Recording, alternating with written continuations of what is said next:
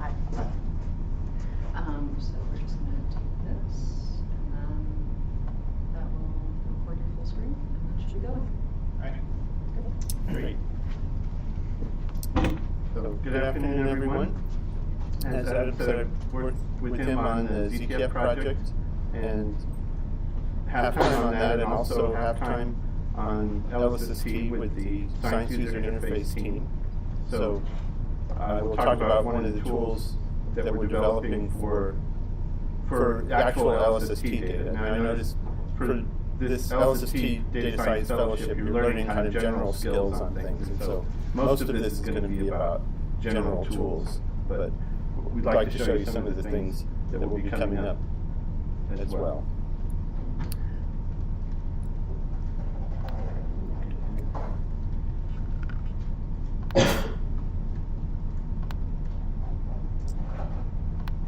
So I was trying to slidify this whole notebook. I've given these visualization talks to IPAC a couple of times out of the notebook, but I was trying the new Anaconda version of how to do this. So I'll have a slides for the first few part of it, and then I'm going to drop into the notebook for the rest of it.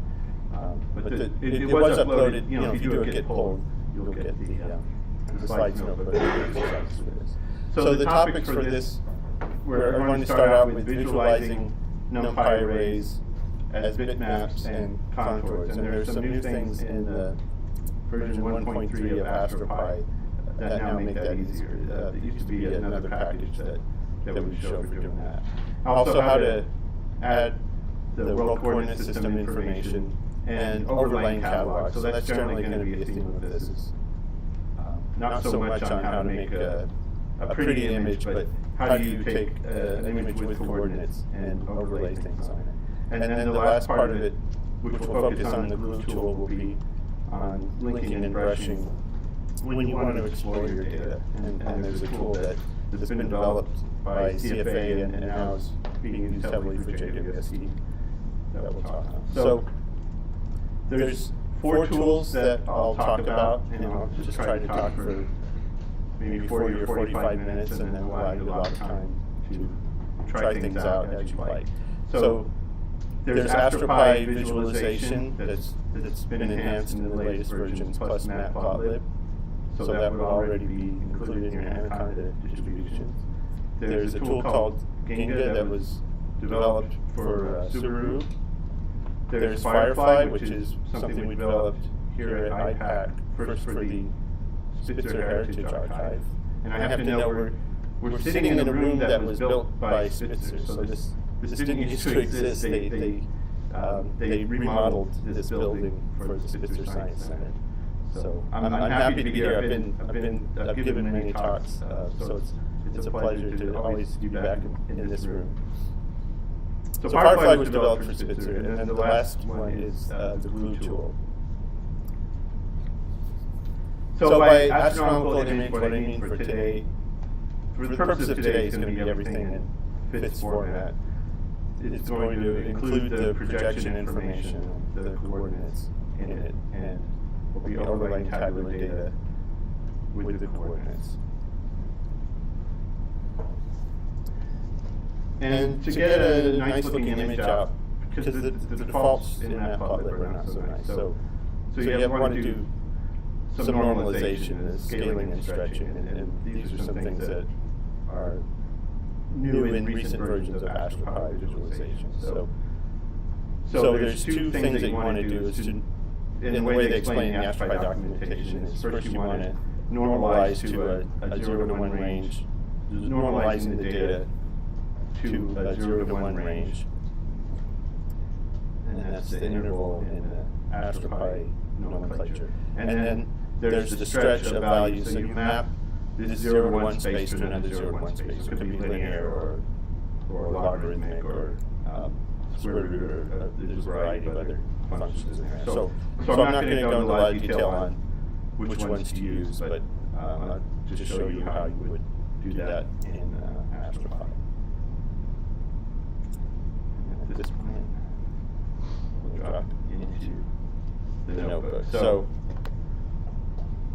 So this is the notebook, not executed, so I'll execute it as we go along here. And let me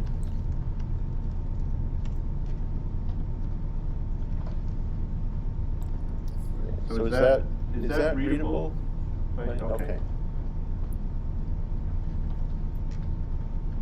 So we'll start by importing the FITS reader, the matplotlib, and some of the functions from visualization for doing this stretching and scaling. So a min-max interval, log stretch, and there's this image normalize function. And in the AstroPy documentation, there's some other ways to do it, but this is the most general way. So for this first part, I'm not going to worry about coordinates and just get the NumPy data array out, which you can use with fits.getData as a shortcut, because this is a simple 12-micron image from that was made by the Skyview service.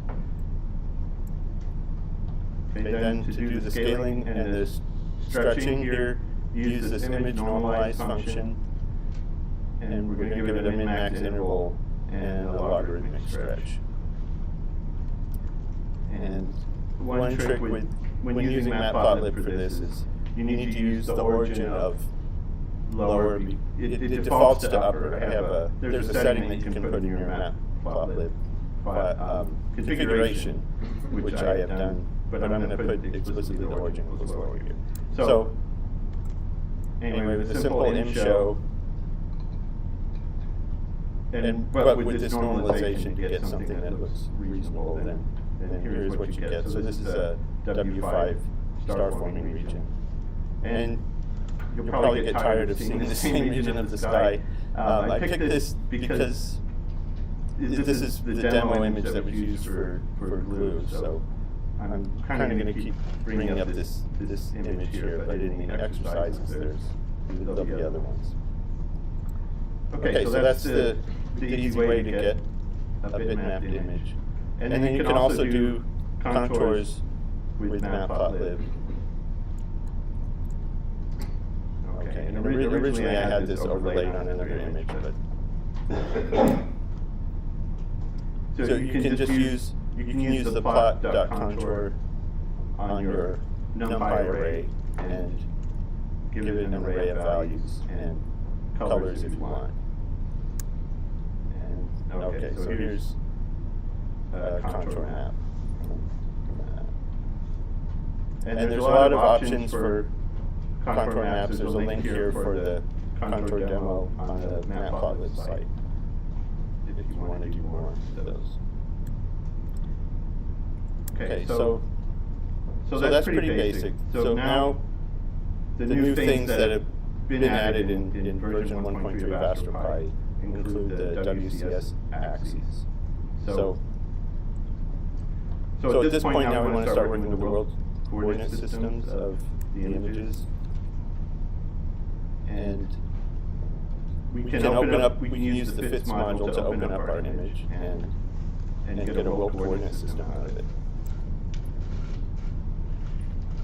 And just to clarify, so WCS stands for World Coordinate System, and this is the projection of the coordinates in the frame of the image. Yeah. Right. So RA and DEC. Yeah, so you can print out this world coordinate system image, and it's a tangent projection. It has the center values of the RA and DEC at a certain pixel position, and the scale in degrees per pixel of the image. So this is a pretty simple one. It's not rotated or anything. It's been mapped. North is up, east to the left. So we can normalize this image again, and then we can use imshow again to do the bitmap and then add the plotting on top of it. So and you need this matplotlib inline. I'm sure you've seen it before, and all your commands inside the same thing. So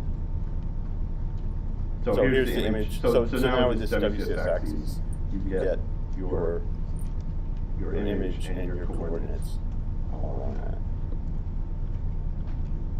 So the key part of that is this, when you make this plot.subplot, you say the projection is WCS, and then that makes all the right things happen.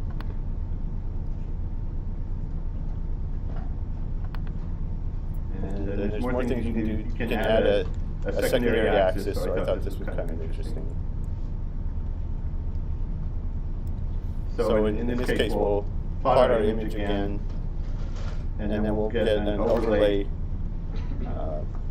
coordinate axis in galactic coordinates. And then we can set up tick marks in a grid in one color for the RA jack and in another color for the latitude and longitude. So this takes a little while. Okay, so there we are again. So there we have our image with galactic longitude and latitude grid.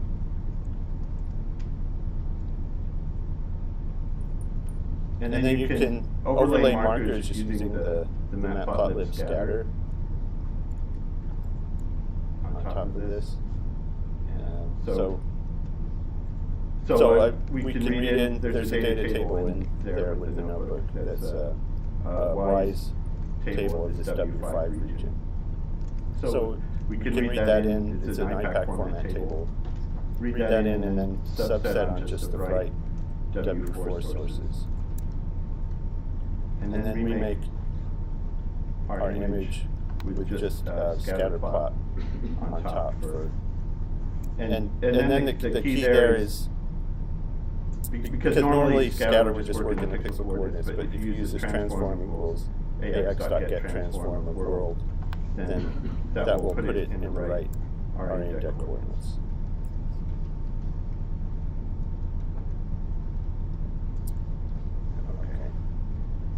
All right, so there'll be some exercises, a couple of exercises using the matplotlib thing. But are there any questions? Okay. Okay, now the next tool. Yeah. Is there an easy way to do, like, say, a 3-channel image using the tools you've just shown? Oh, okay. That's actually in the exercises, so I guess I should talk about that. I had it in the main part and then I took it out. There is a new thing added to make RGB images in visualization package. Okay. Yeah, so we'll talk about that in the exercises.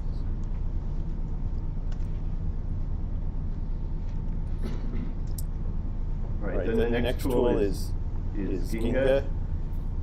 So this one's a little bit interesting to explain because Ginga comes with, when you install it, it comes with both what is called the reference viewer, but the developers consider it to be a toolkit. So they consider it not to be a direct competition, or not quite the same thing as DS9, which is kind of like its own small operating system, or the size of a small operating system, a big thing. So I'm going to show, so there's a reference viewer that you can use that you might or might not use, but they really mean this to be a thing that you could write your own plugins and develop your own things. So you can use it in kind of a standalone mode, or you can also use it in the notebook in kind of a widget type of mode. So I'll show that. So if you've installed Ginga, it'll put it with pip install Ginga. It'll put it in your command path. And the simplest way you can just execute it and give it data file.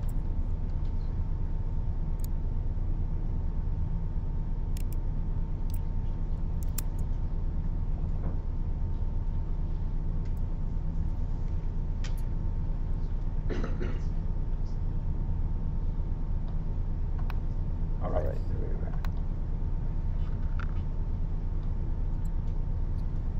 are. Yeah, so this is the reference viewer.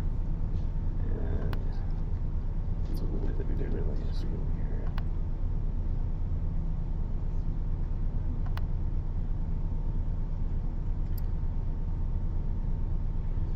but so it has facilities for, you can look at the header of the image.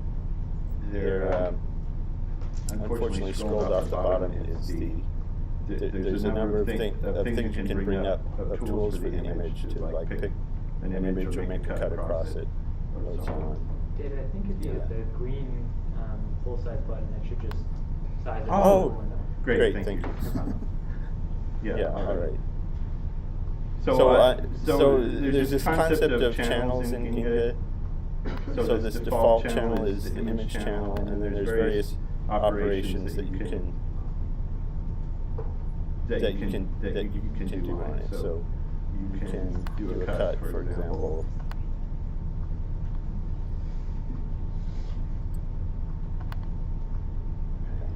And it clearly just likes a bigger display size than my current resolution. But for all of these little operations that you can do, then there's something that will come up in the right side window where you can look at it or manipulate it.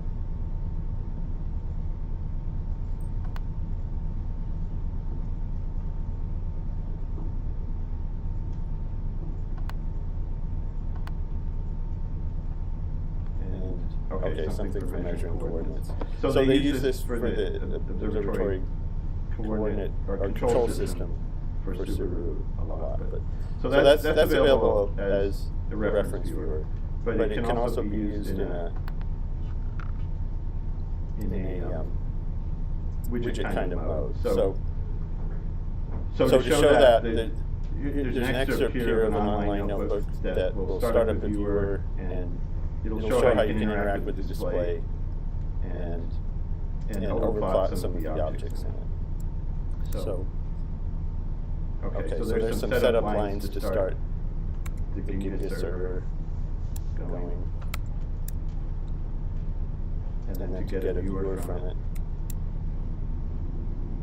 And then once that's executed, then it'll tell you where the URL is. So you could copy and paste that into another browser tab, or you can see if this open work.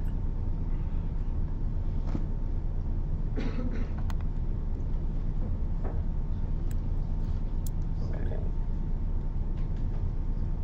And then we can load our image into the viewer.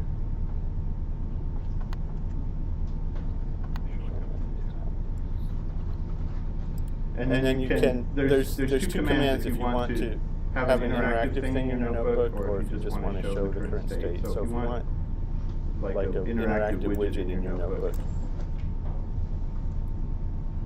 you can use the embed. There we go. So I can zoom in and out of this, and you could look at the there's other keyboard and mouse bindings. There's quite a lot of them. And now it should. Okay, now it has shown up in here in my browser tab also. And these are linked in a way, so if I zoom out of one, the same thing happens over there. And then if you want to capture the current state of things, you can just use the show, and it'll just capture wherever it is you left it at. So that's the static image, and then this thing is still interactive over here.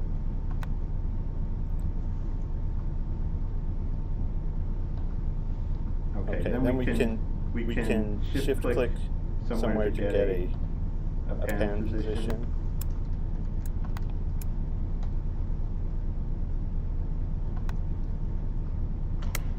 And you can get interactively the X and Y coordinates out of it.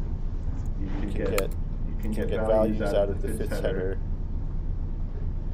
You can convert those to an RA index. And then finally, we just want to overlay some objects onto this image. So we add a canvas to it. And then we're going to draw circles from our existing table, the filter table of sources from before. So we just need to convert all of those. This works in pixel coordinates to a pixel coordinate and overlay it. And finding to show it. So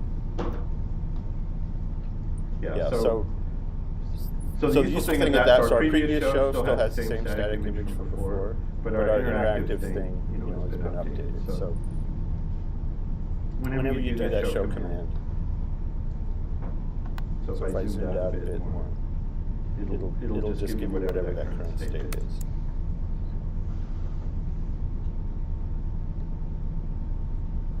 All right, And there'll be an opportunity to try try out at at least least the reference viewer, or if you want to try out these widget things yourself in the notebook.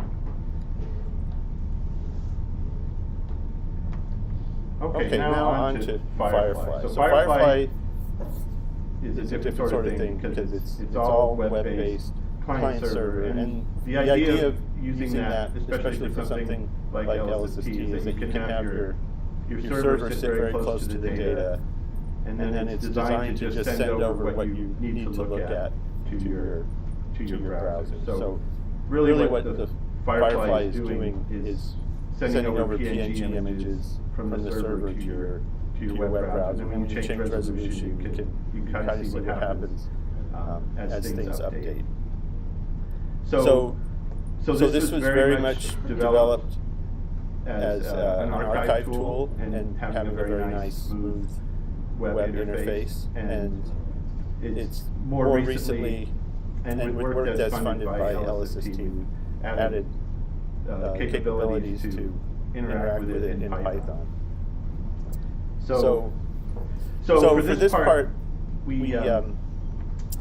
I wasn't able to get up a server set up for you, so what I'm going to show you is in two parts. So first is using it in the Infrared Science Archive, an example of how you can bring it up and what it would look like. And then I didn't want to make everybody install the server, but if you have Java 8, it's possible to do that. But first let me do this example from Ursa. So if you go to Ursa to any of the products, in this case, this was in my last previous life. I was working on the Herschel Space Observatory and working a lot to get the Herschel high-level images into a form that would be easy to use for Firefly, which we just got going in December. So if you'll indulge me why I picked the Herschel, it's the most recent thing I've worked on before these time domain surveys. And Herschel's doing far infrared and sub-millimeter astrometry. So I can put W5, and maybe I'll limit it to 2 degrees.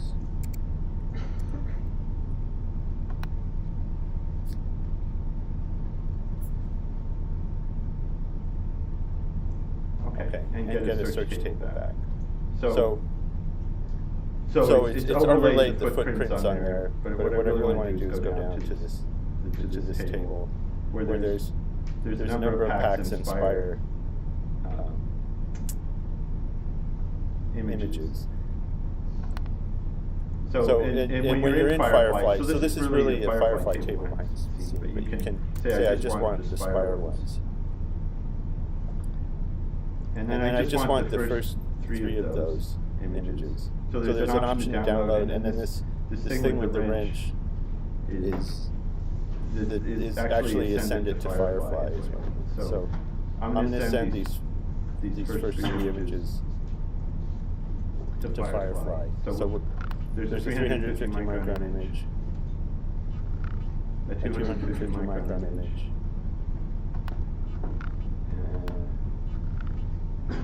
and a 500 micron image. So now here we're at the main Firefly interface. And we have our 3 images up.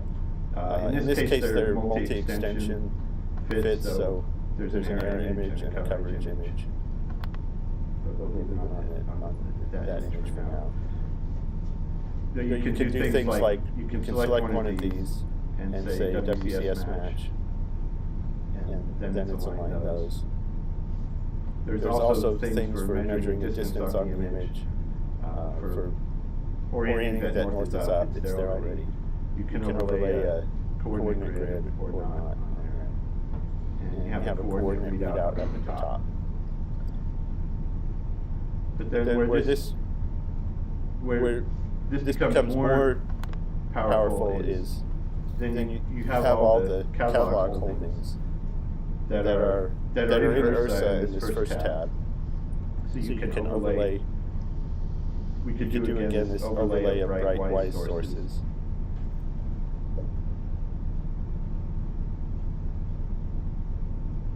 And I could say I want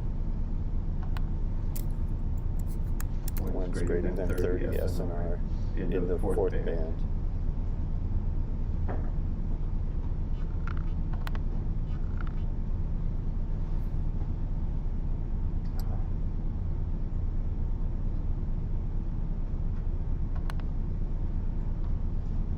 Okay, sorry, I forgot to.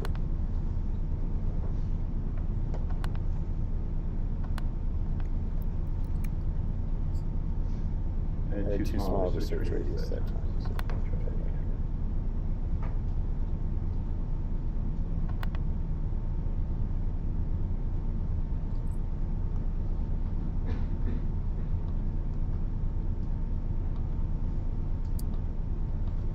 okay, and then this will have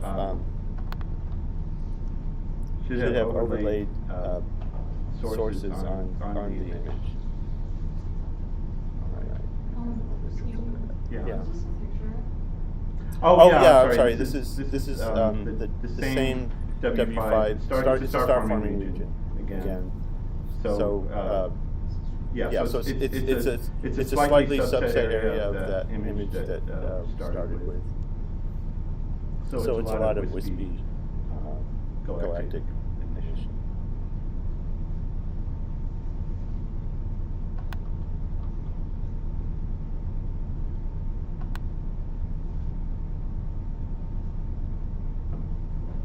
Okay.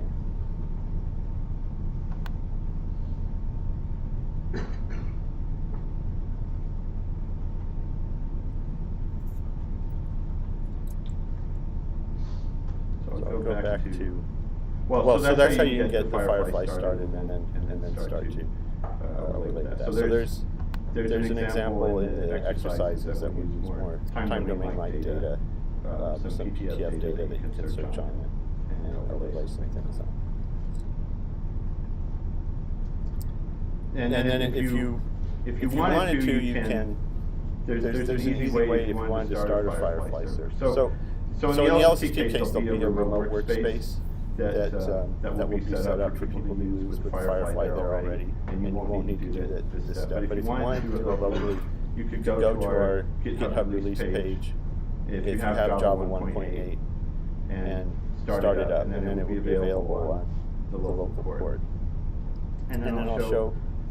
Then if you have that started up, how you would use the Python client for Firefly if you have that working already. So if you don't have that running, it'll stop if you're executing the notebook at this part. But I can launch start a Firefly client, and then I get back to this main interface. Then I can upload this file once again, the same file. Then it's uploaded on the server, and then I can ask Firefly to plot it. Okay, and there we have it again. And then if I want to, from the command line, I could upload a table. So Firefly understands fits tables and IPAC tables and ASCII tables of various parts, as well as fits images. So I can upload a file, and then I can show my table.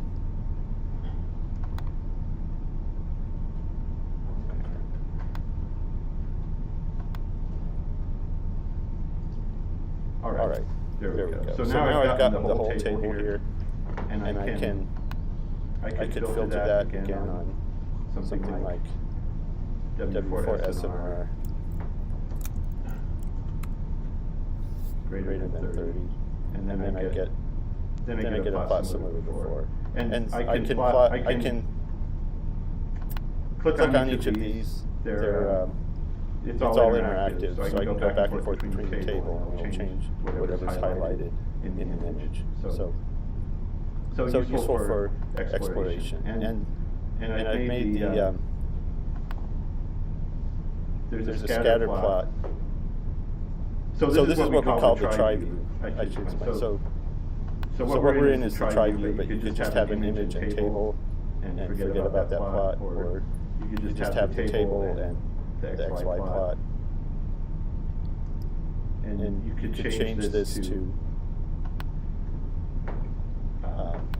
whatever you wanted. So if you wanted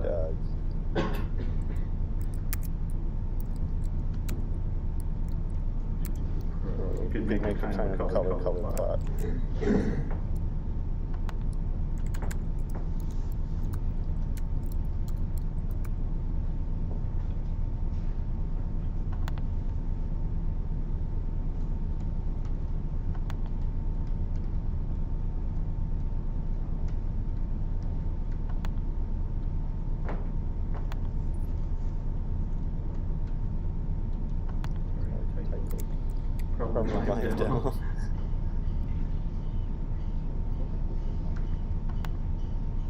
Okay, there we go.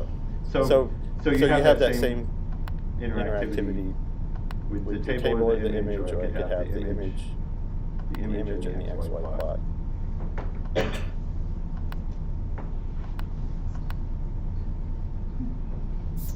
Okay.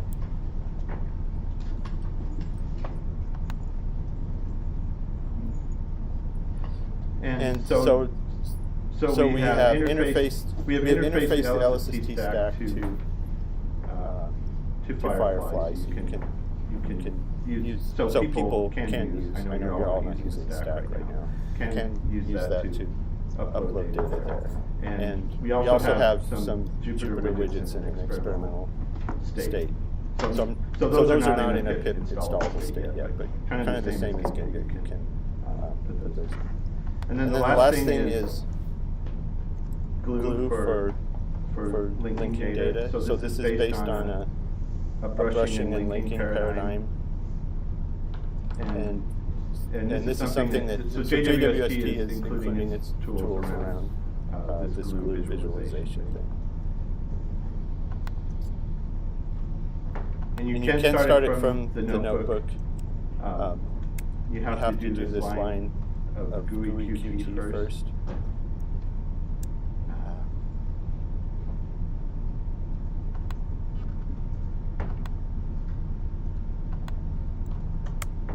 Which unfortunately can crash your notebook. And then you can start up QGlue. And you can feed data to it. So there's kind of the same thing where you can import data from a file.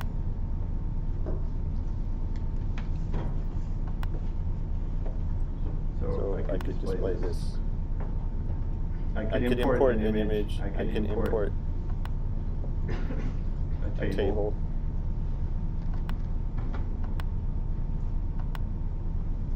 So we have an image and a scripture table. So here, the way it works is that you click and drag your thing over to your plot, and you can bring up an image viewer. And then you can, if you go by default and try to drag this table over here, at first nothing will happen. Because you have to tell it how to look up the coordinates. So this is what they call, this is why they call it glue. So you can go to your two data sets. So I have my image data set, and this is what glue knows about the axes of this. And the point source catalog data set, and tell it to use RA2000. Glue those two together. Go to the declination components and glue those together.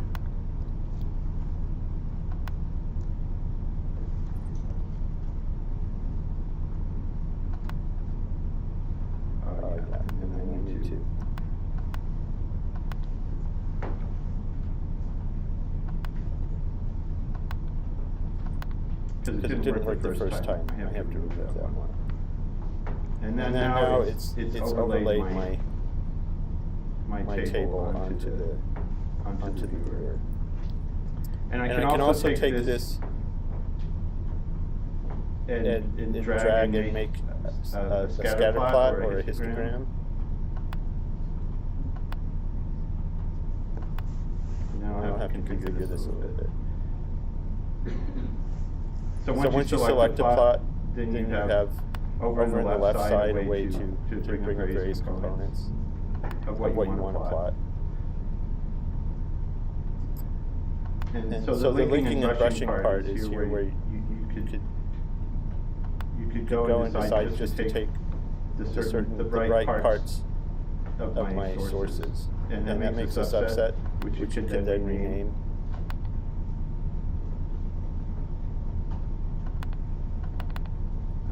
Double click.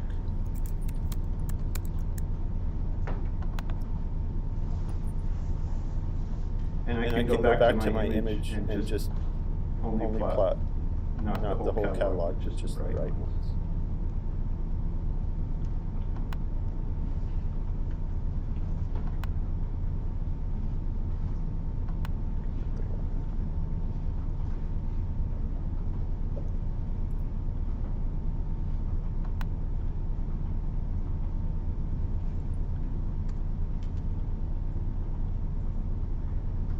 And then you could also do a spatial cut on the image.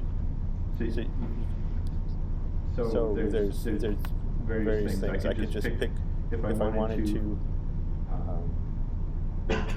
the western arm.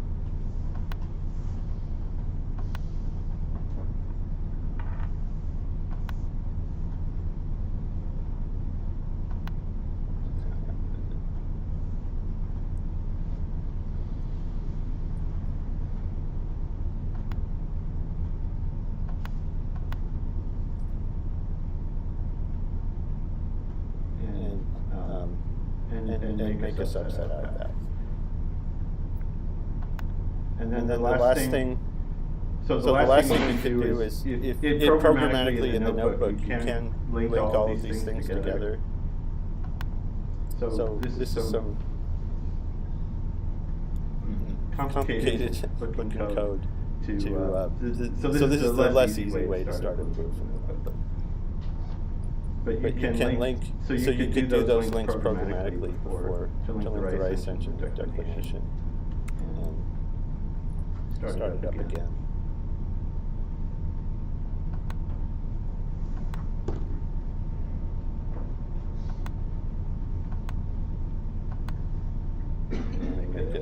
And make another subset.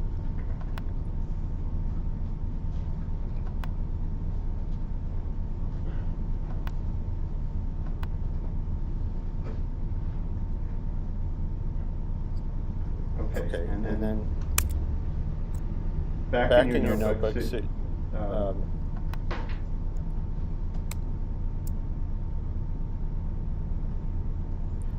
back in your notebook, you can get the links of things that were together, the component IDs, what's been linked, the subset groups. And so this first one that we named was one. Okay, so that's a tour of all the four tools. Then we can. So then we should I just explain a bit about the exercises first? Sure. Yeah. Okay.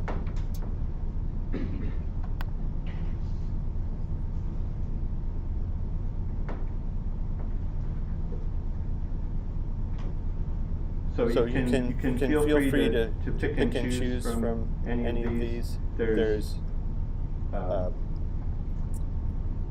some of these are using code in the notebook. So one is to take contours from another image and then overlay the secondary accents on those. So we've just got the first cell. And then RGB three-color images. So there is. I didn't put this in the main part, but there is now a function that's been added actually by LSST people for how to make color RGB images following this left-in method. This left-in 2004 et al. method. So you can make an image like that. And you can also try it with the Spire images by a couple of different ways. You could try out the Ginga reference viewer and these three Herschel Spire images that got from the Herschel High Level Search are in the data directory. So you can put those into separate channels and try out the WCS match and try out some of the other functions. You can point to the ERSA's PTF image service and bring up some images and overlay guide catalog on those. And then there's a fairly detailed one using glue with a photometric redshift catalog that was developed. So you can read that in, you can look at the distribution of redshifts, photometric redshifts versus spectroscopic redshifts, and fasten things by optical band. So that one's a bit advanced. And then if you are up for it, you can, you're comfortable installing Java 8 or you have Java 8 already, you can install Firefly standalone and try uploading data to it. Okay, so all in there. And then I don't know if you want to. Any questions for David? So for Glue, do you know if those when they glue things together, is that SQL or is that some online database structure that you're using, or? Yeah, that's a good question. So the question is, are they using SQL or some other database function? As far as I know, it's not. It's not SQL. So it's just shared memory. Yeah. Oh, just shared memory. It's just doing it within the app. Yeah. Which means that there are currently size limitations to what Glue can do. If you have a data set of, 1 million objects, Glue's not going to be very performant with all the things we're trying to press.